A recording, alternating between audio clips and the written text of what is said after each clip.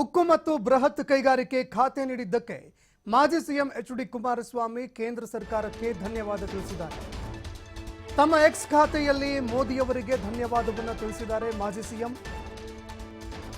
NDA ಸರ್ಕಾರದ ಸಂಪುಟದಲ್ಲಿ ಅವಕಾಶ ಸಿಕ್ಕಿದ್ದಕ್ಕೆ ಸಂತಸ ವ್ಯಕ್ತಪಡಿಸಿದ್ದಾರೆ. ಎಕ್ಸ್ ಖಾತೆಯಲ್ಲಿ ಇದಕ್ಕೆ ಸಂಬಂಧಪಟ್ಟಂತೆ ಬರೆದುಕೊಂಡಿರುವ ಅವರು ನರೇಂದ್ರ ಮೋದಿ ಅವರಿಗೆ ಧನ್ಯವಾದ ತಿಳಿಸಿದ್ದಾರೆ. ನರೇಂದ್ರ ಮೋದಿ ಅವರಿಗೆ ಹೃದಯ ತುಂಬಿ ಧನ್ಯವಾದಗಳು ಅಂತ ಎಕ್ಸ್ ಖಾತೆಯಲ್ಲಿ ಅವರು ಪೋಸ್ಟ್ ಮಾಡಿಕೊಂಡಿದ್ದಾರೆ. ಉಕ್ಕು ಮತ್ತು ಬೃಹತ್ ಕೈಗಾರಿಕೆ ಖಾತೆಯನ್ನ ನೀಡಿದ್ದಕ್ಕೆ ಮಾಜಿ ಸಿಎಂ ಕುಮಾರಸ್ವಾಮಿ ಎಕ್ಸ್ ಖಾತೆಯಲ್ಲಿ ಬರೆದುಕೊಂಡಿದ್ದಾರೆ.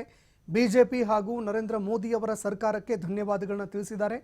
ಇನ್ನು ಅದೇ ರೀತಿಯಾಗಿ ನರೇಂದ್ರ ಮೋದಿ ಅವರಿಗೆ ತುಂಬು ಹೃದಯದ ಧನ್ಯವಾದಗಳನ್ನ ತಿಳಿಸಿದ್ದಾರೆ.